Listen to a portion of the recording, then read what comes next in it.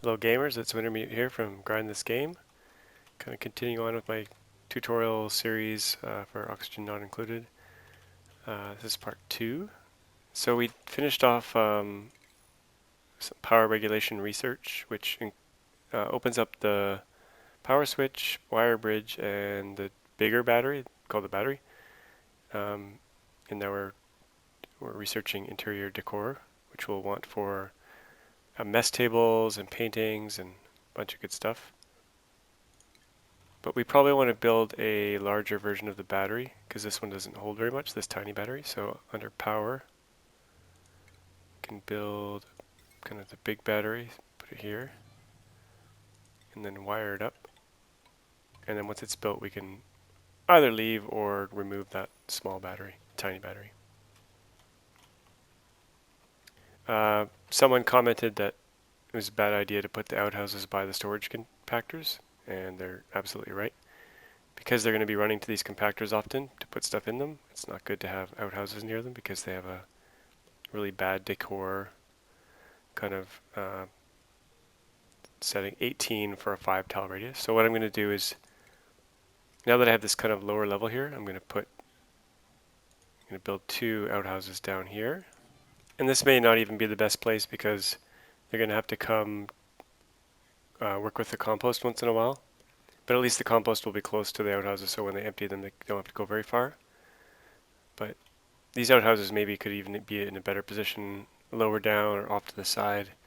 But for now, I'm just going to move them down one level. We're trying to get rid of our CO2 using algae terrariums, and they require algae, which is kind of a finite resource, and we have 800 kilograms of it right now. And there's a little bit on the map here. There's some here. There's a little bit here. It often grows near water, so here's a little bit more in here. But luckily, even though this algae is finite, there's only so much on the map, we can get into the slime biomes, which are down here. And we can later on we can turn slime into algae. And there is a way to get kind of unlimited slime as well, and that's with a little puffed, which is a little creature that's on the map. We'll eventually find one. But once we run out of algae, we can use slime turn into algae. And then even later on, we don't really need algae anymore. There's tools we can use to generate oxygen, and there's tools to remove CO2 that don't require algae. So I'll get into that in future tutorials. One thing we really need probably to get done this episode is to get some food growing. Or at least food production of some sort. But before that, I want to get the outhouses moved down here. I want to get the beds moved up one level. And I want to kind of carve out the next few levels up and down. And I want to open up this area so the CO2 has a place to fall into. So I'm just going to let them dig out this area here, this area here. We'll get some algae along the way here. And I'll kind of fast forward to get until all this is done. So we finished up all our basic research. And to move into the second tier, we're going to need a supercomputer for the part of this research. As you'll see, there's 2 components to all the research in this column, a novice research and intermediate research. So we can do the novice research with the regular research station, but we're going to need to build a supercomputer for that. So under stations, supercomputer, which will require some power. Because we're going to disassemble these once all the research is done, I'm not that picky in terms of where it's going to go, so I'll just put it here for now. And hook it up. And I'm going to select fine dining as my next research. So now that we've got these outhouses rebuilt down here, I'm going to disassemble, deconstruct these ones here, which may release some polluted dirt, and we'll have to kind of sweep that up right away and get it into the compost. That's the stuff giving off this polluted oxygen. So if we do a sweep, priority 9, they should go and put it in the compost. Yeah, they did. And we've got some CO2 building up over here in the bedroom and a lot down here. So I'm going to put another algae terrarium down here. And we want to put more gas permeable tile in between the levels.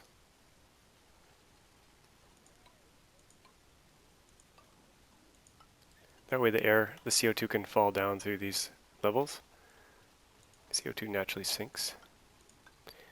And I want to move the bedrooms up another level because there's more oxygen up here right now, and generally the CO2 will fall down. So furniture, cots, I want to put... Some people build them kind of really close to each other. Some people space them out by one. I will just put them kind of in a row here. You want to build them one away from the ladder because the ladder itself has a decor negative bonus.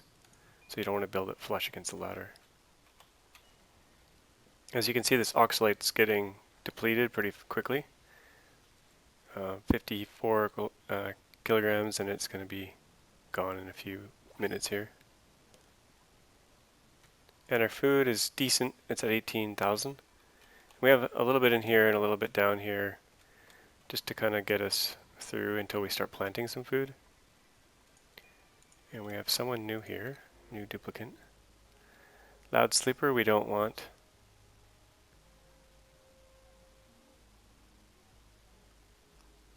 Early bird is a nice bonus, but there's nothing really amazing here, so I'm going to reject all. So the other thing we want to build to keep their mood up is our 3 mess tables, these little guys. And for now I'll just put them kind of in their bedroom area, because when they wake up they can just eat right away. This is kind of a temporary spot, not... usually I keep the eating area separate from the bedroom, but for now I think it's going to be fine. So the rich oxygen is actually depleted a bit here already, so I'm going to probably put a terrarium in this room as well. You'll notice that these guys don't look very happy when they're running, and that's because if you go under vitals, their health is not 100%. And when if you click on them, you can see they have light wounds, which is slowing them down slightly. And there is a way to cure them. So if you go under medicine, there's a medical cot. And we can build one of those. And we can assign someone to it. So Ruby's going to go there. And their health's at 98, so once they get in this medical cot, their health should go up slowly. There's 99, 100. And now their light wounds should go away. And they're all better, and now they don't have that -3 to athletics, so they'll move at their top speed. And then I'll put everyone kind of through the medical cot. Oh, and I just noticed their stress is getting really high. So we need to build a massage table, and we need to do it kind of pretty quickly. That's under furniture, massage table. I'm going to do it with priority 9. And I'm going to build it probably up here as well. And it's going to need power, so we need to put a wire. I'll do priority 9 as well. We can kind of just go straight up, or we could go along the ladder and over. Wire does have a negative decor, so I'm going to just put it through the tile here. Yeah, so we got 2 stressed people. I should have built this massage table much earlier. I just wasn't keeping an eye on the stress. But once we got it built, we can get people on it, and that will reduce their stress. You should really never let the stress get above 50%. I just wasn't keeping an eye on it, so. And I always set the table to priority 9 because we want them to de-stress as fast as possible. And there's this max stress 50%. If you look at the break time policy, so if they get over 50% stress, they'll jump on the table and they'll stay on it until they get to 0. And I'm actually going to set this a bit lower to 30%. I usually put it at. That way we're not kind of on the edge as much. So there goes Hassan. He's getting his massage, and if you check out his stress, it's at 64. It should kind of work its way down. 63, 62. And in this one case, we may want to just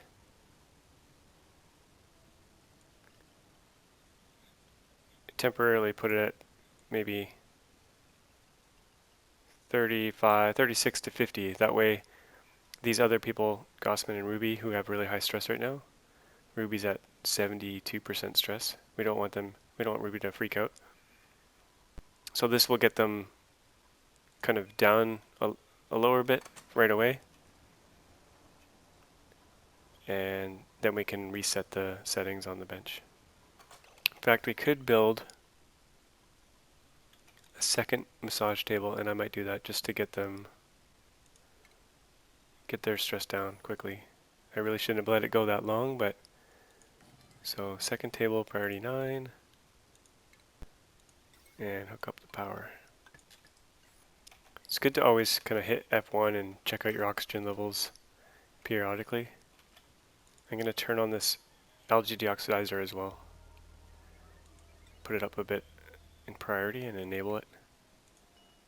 We don't want this thing on all the time because it just chews through the algae, but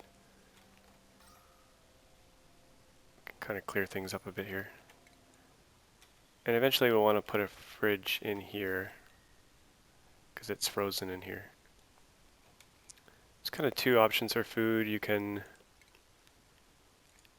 put a refrigerator just kind of in your main base, and that will require power, or you can try to locate it in a frozen area and then it won't require power. And I think in this case, just to save power, I'm going to build one in here. I'm also going to build an airlock here. So here's a manual airlock under the base menu. And that will keep, the CO2 from coming into the base, or the oxygen kind of leaking out. And it should also protect temperature a little bit. So here our Algae Deoxidizer is working. Right now we have 2200 algae, so keep an eye on that. We got stress 81. Ruby doesn't want to get on the massage table. Ruby. Oh, I gotta set this priority 9. So the other massage table, I gotta set priority 9. And Ruby should get on there right away. There we go. Not quite. There she goes. We don't have enough power to keep these two tables running. So Gossman's just, I'm going to disable this. Kind of stuck in an infinite loop there. Once we get the stress down, we can focus on some other stuff, but that's definitely a priority. Otherwise, each of them will start freaking out in their own unique way. So you want a good amount of oxygen by their beds, by their massage tables, by their eating area, and a way for the CO2 to fall down to the bottom of the base. This Nails character can't build, but has pretty good stats overall. So I'm going to actually take on one more duplicate. Just so we have some more kind of hands to help us along. I don't think I mentioned this in the last episode, but there's this top line here under the jobs menu is kind of the default settings for everyone who comes in. So we may not want to set anyone to cooking by default, or combat, or art if we have an artist. So Gossman's our artist, so we only want that set. Same with research, we only want Ruby doing research. So you can use this to kind of, that way you don't have to kind of manage every new person who comes in. I think someone mentioned that in a comment. Now the other way you can reduce stress is to, under decor, you can build a canvas. And I usually put a canvas above each bed, above each massage table. and anywhere else they're going to hang out. I'll probably just build them right across here because we got the eating area here as well. We're actually getting low on food now. We got 12,000 calories. So we have a few options here. Under food, you have planter boxes, hydroponic farms, farm tiles, and the Microbe Musher. So the Microbe Musher allows you to make food out of dirt and water. And we have any dirt? We have tons of dirt, 40,000 kilograms of dirt. We kind of got water here and a few other places, so we're good for water. So we could build a Microbe Musher. We probably should just for kind of emergencies. So I'll put one of those over here. And the other thing we can do is make planter boxes. And I will put a few of them up here. And there's kind of two things you can do with planter boxes. Plant things in them and harvest them right out of the planter box. Or you can plant something in the planter box and then destroy the planter box. And the seed will fall on the ground. And eventually, after a few cycles, it will take root naturally, just kind of like the like this mealwood here is growing naturally in the dirt. So we can do a combination of both here just to get an idea of what I'm talking about. So we'll plant mealwood here, and you'll notice there's kind of different harvest ratings depending on the conditions. So there's standard, good, and excellent. And if you have excellent, you'll get 2 mealwood seeds kind of at the end of the harvest. And the way to get excellent is to have all these following effects down below. So keeping the temperature between 18 and 22, keeping the air pressure above 750, feeding them polluted water, which requires a hydroponic tile, and then adding fertilizer. We're not going to go for an excellent yield with these ones here. We're just going to go for basic standard yield because we don't necessarily need fertilizer or polluted water yet. We just kind of want to get basic food going. And once you've kind of picked what you want, so I picked Mealwood, I've had a priority 9, I can copy these settings and copy them over to these other 2 planter boxes. We should have probably got our food growing earlier, but now in order for the deconstruction trick to work, you need to make sure that none of your storage compactors allow seeds, or at least mealwood seeds, to be in them. So I'll turn mealwood seeds off, copy those settings to the other compactors. Actually, all seeds are okay, but we don't want mealwood. Copy those settings to the other ones. That way, when we destroy this planter and the seed falls on the ground, they're not going to go right away and pick up the seed. So now that these are planted, we can deconstruct this planter box. The seed will fall on the ground and then eventually it will grow here. So there is a seed on the ground here, you can see. And we'll do that for a few other planter boxes. So we'll build a few more along here. Now dirt is a finite resource, kind of. There's ways to make it, but so you don't want to necessarily rely on this Microbe Musher forever. So the canvases themselves have some decor, 5.5 for a 6 tile radius. If we look under decor, we can, it's hard to tell, but it's a little bit higher here. But then actually making a painting on it is what gives it a lot more decor. So I'm going to set one of them to a priority 9, just so you can see. Now it's complaining about low air pressure, and so it's not going to grow very well in this room. So one way around that is the one way I do it is put an Algae Deoxidizer in that room. oxygen. And I build an airlock. I actually need to dig out this plant here. Put an airlock here, well, once it's dug out. And seal up the room. And then this will produce oxygen and pressurize the room so that all these start growing properly. There's pretty low pressure in the whole base.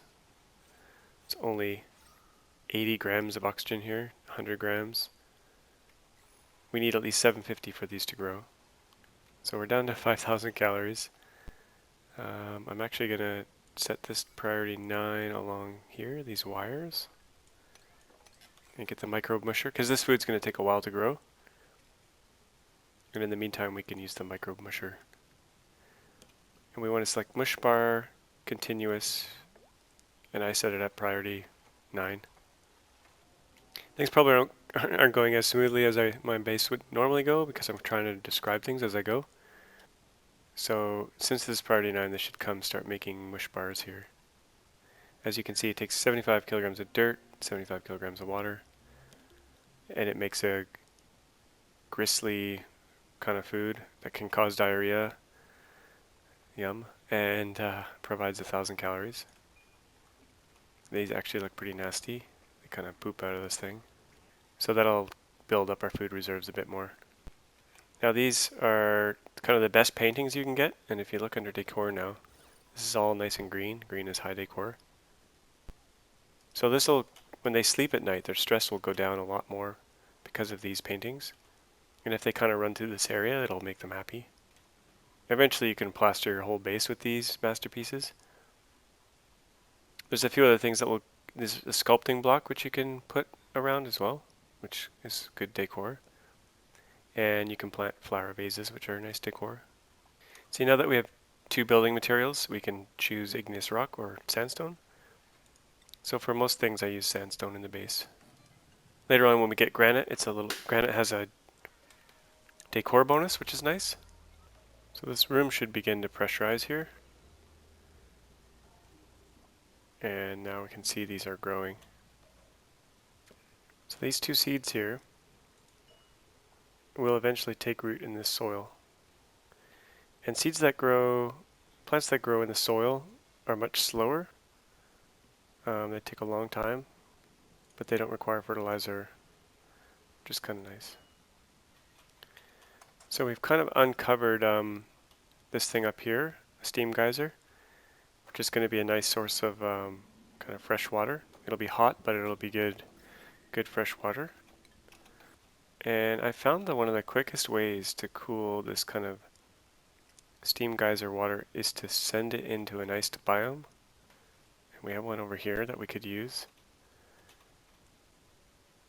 I'm not sure that's what we want to do right away, but we have plenty of fresh water for now. But what we can do a bit later on is carve out this area a little bit larger, and that will allow at least hot water to start collecting for us. But we don't need that yet. We've got water here, here, and here, so I'm actually going to deconstruct all of these planter boxes because I want all this food to grow on the ground naturally. Same with this one here. The other reason to grow it naturally is I think you get a seed every time the thing grows and depletes completely. That way you'll never run out of seeds. But if you grow it in a pot and you don't have ideal conditions, I don't think you get a seed back unless you kind of harvest early. So although we have an Algae Deoxidizer, which is converting algae into oxygen, and it's working pretty well, and we have the Algae Terrariums, which are turning carbon dioxide into oxygen, they use a lot of algae, so that especially the deoxidizer uses almost a kilogram every 2 seconds. And we only have 434 kilograms left. And there's a little bit more we can mine on the map, but it's going to run out fairly quickly. So one option is to, under the oxygen, there's a thing called a air scrubber. And it uses clean water. It needs a clean water source. removes the CO2 from the air and it produces polluted water. So we do have a geyser here which will give us clean water, and it's not too hot. It's at 40 degrees. So I'm going to dig down here and kind of carve out an area here that this water can collect into. I'm putting a little barricade here so that this water at least stays in this area. Some will fall down, but now to make sure that this water doesn't prevent them from digging down, I'm going to do a mop and select this area, and they'll kind of mop this area here. And they're pretty fast at mopping, so they'll be able to kind of clean up this water in this tunnel. Otherwise, if you get too much water in here, they might not be able to dig down. Oh, so we actually have some mealwood that has taken root in the ground here, which is really good. So you'll see it's only 2% grown. It's going to be really slow. And you can tell how long it'll take. So next harvest in 19 cycles. So this is going to be really slow going, but generally it will be good for us. I'm going to connect these two rooms together because they're both for growing, and seal off this area so that we can get good air pressure in this whole area. So all our research is complete now. So I'm going to deconstruct the supercomputer and the research station. That'll free up some space and decor and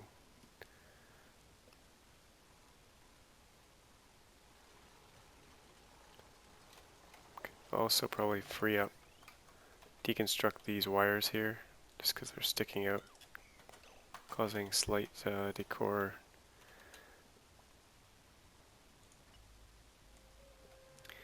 Now Meep here is pretty good at digging. His mole hands.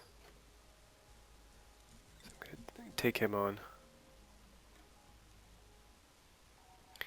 So what I'm doing here is building a little small area for the polluted water to go, and that'll be the output from our air scrubber. So we'll get clean water from here, we'll pipe it up here, we'll build an air scrubber, and then the output will be polluted water which will dump down here. So now that we have this kind of roughed out, we can put under plumbing, a liquid pump, and I'm going to make it out of gold amalgam, which increases the overheat temperature from 75 to 125. It's not going to get that hot in here, but we do have some gold, so I'm going to build out of gold. The water in here is only about 40 degrees, and the natural overheat temperature of this pump is 75. So we'd be fine with just making it out of copper, but I'm going to make it out of gold, just for extra safety in case this happens to heat up. So the pump goes here. It needs power, so we'll give it a power line from the base up here. We actually have quite a few things on the circuit already. Actually, if you click F2, the power overlay, and then click any wire along here, you can see the max wattage is 1000, and the circuit status at the moment is nothing's being used right now, but if all these machines, like the 2 massage tables and the deoxidizers and everything in the musher, were all online and being used, it would use 960 watts of power, which is really close to the limit of our circuit. And if we go over this, the wires will start to get damaged and we'll have to repair them, which is bad. So you want to keep all your circuits kind of just below 1000 watts. So when we build a pump down here, we're going to need a second circuit to run on. 1 manual generator, 1 battery, connect them together, and then lead that power down along here. So I'm I'm going to put under oxygen, there's air scrubber. I'm going to build that.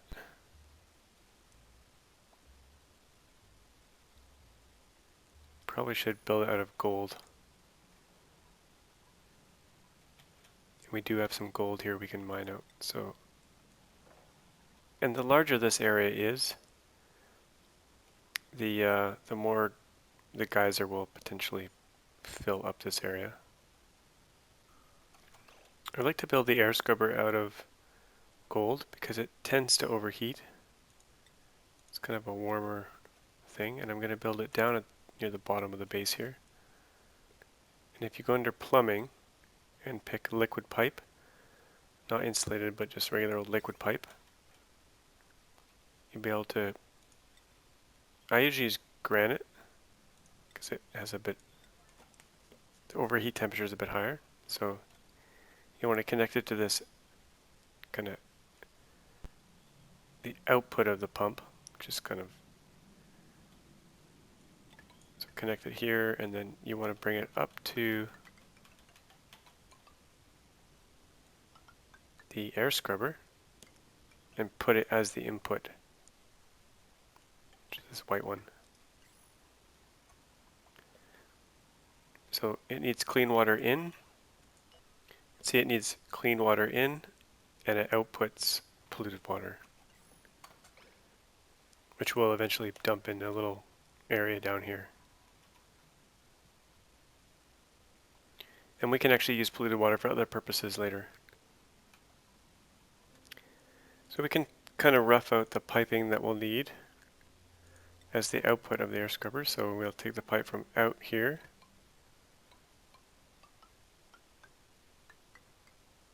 and run it along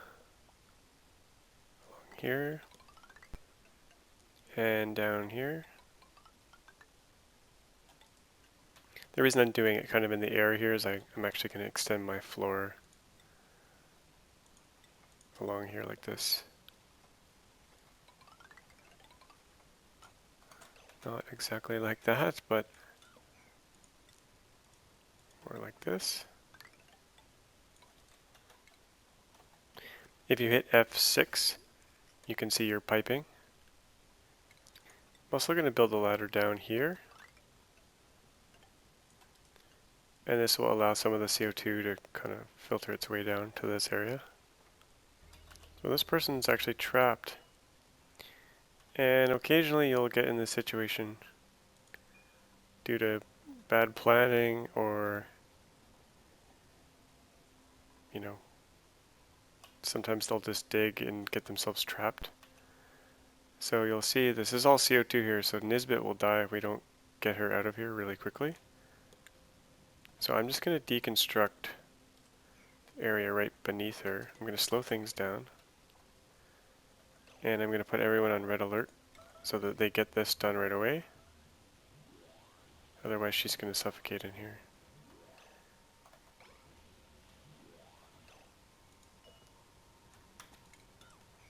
And I actually have to do the deconstruct priority 9. Maybe even cancel this dig.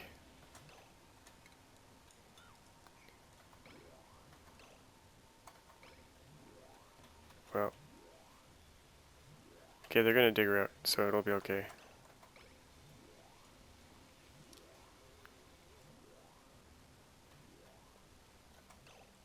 So she's okay now, and we can take the red alert off so they can go back to sleep.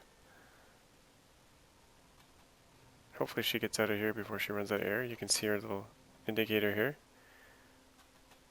I think she'll make it. Yeah. So you gotta make sure if you ever see bed out of reach or suffocating, pause the game, put on red alert if you need to, cancel all of their high priority tasks and dig them out. It'll often happen with sand. They'll get trapped by sand falling. Now if you leave crap in the water, in clean water, like algae and slime,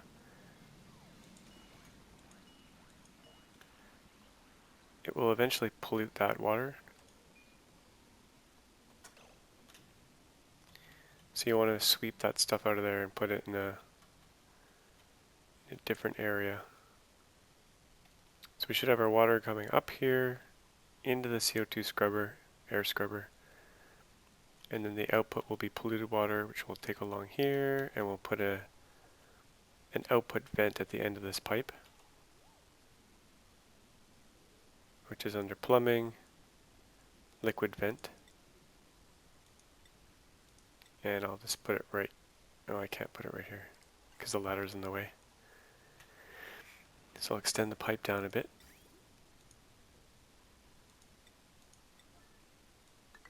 Off to the side, and then we can put a liquid vent at the end. This just basically allows the pipe to empty out. I'm going to disable the scrubber just until we have the whole circuit complete in this area dug out. We do have some polluted oxygen kind of collecting in the base, which isn't great, but it's not the end of the world. They're able to breathe it. So eventually we'll want to filter that out, but for now it's okay. It actually causes food to decay faster. You can probably put one filter in. So under oxygen there's an air deodorizer. We can put one of those maybe right here. It uses sand, which is almost a finite resource. There are ways to make it, but it's really complex. Not complex, but tedious. But there is quite a bit of it on the map, so having a few of these filters is not going to be the end of the world. Right now we have lots of sand. And that'll take the polluted oxygen and give clean oxygen once it has sand in it. So we have an area to dump the polluted water now. And we have all our piping hooked up. The output's going in here, input's coming from the pump. So we need to enable this air scrubber, and we need to set a higher priority on this manual generator just to power up this battery so that this system will run. So now that this is kind of powered, we can see, if we look under, if we put the F6, the pipe overlay, we can see the clean water is coming in, air scrubber's working, and outputting polluted water. You can kind of see it working here, the CO2 is going in, and eventually all of this red area will get sucked in here, if it can keep up with it. That's the other thing. Sometimes you need to build more than one, but it's a much more efficient way of dealing with the CO2 than these algae terrariums. So in a few cycles we'll check this overlay again and see how kind of red this area is. And eventually we'll run out of space in here. This will fill with polluted water, which is not good. We can extend this down, give it more room. Probably extend it down to this area if we wanted. But we can use this polluted water as a source for other things later.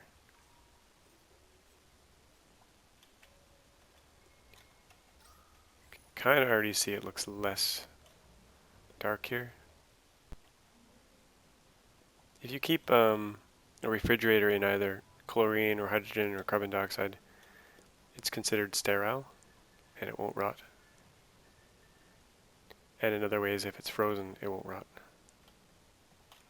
Okay, this is bad. We got polluted water squirting out of here and into our fresh water supply. So we want to mop that up, priority 9 right away. And we may want to build a tiny little lip here temporarily to make sure that doesn't happen again. Right here. So if some polluted water comes out of here, it's not going to dump into our fresh water. So we actually have one little piece of polluted water here. It's probably hard to see, polluted water. And we want to mop that up, priority 9. But you got to keep an eye on it. If they keep mopping here continually, they would just consume all this water. So you got to make sure they mop up a little bit and then cancel it. And that cleans up that one tile of polluted water. Because if the polluted water gets into this air scrubber, it'll break it and cause repair. It'll have to be repaired.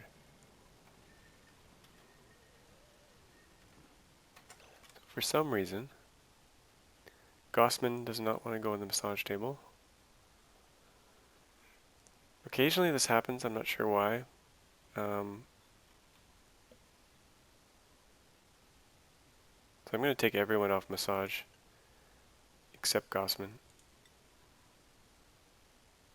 Just temporarily so he gets on there. And another way of forcing him on there is just to take him off all other duties. So all he can do is massage. Not sure why it happens, but sometimes they just don't go to that table when they should be. And I'm going to take nails off everything but cooking. So all he or she does is just sits here and makes food because we're low on food. The CO2 is slowly getting cleaned up in here, which is good. Now we have our fridge and it's freezing in here, which is good. So I'm going to set it priority 9, so all the food should get dumped in here. And I'm going to deconstruct this ration box so that no food gets put in here anymore. So I covered quite a few things in this episode. How to grow food kind of in planters or just naturally on the ground. Pros and cons. How to pump water. How to use the air scrubber to clean the CO2 out, which is working nicely. We may need another one later, but how to freeze food in a frozen environment. And how to increase the decor of your base, which keeps stress low. And how to heal dupes up that get injured during fighting. But we still have a few. Oh yeah, Hassan, because he's our fighter. We should get him on the medical cot. But I'll kind of continue on in the next episode about other things we need to do to get the oxygen clean in here. Get a good food source going. This Mealwood is decent and this Microbe Musher is not very good. Eventually we want to grow probably some sleet wheat, which grows in a very cold area. So we might want to use this area, which is really close to the base, to grow some sleet wheat. We can see some growing naturally in here. Sleet wheat is probably the best crop in the game right now. It grows slowly, but it can be very plentiful. So if you like this episode, please give it a thumbs up. Let me know if this is helping. And if you'd like to get alerted on future videos that I upload, please subscribe. And as always, thank you for watching.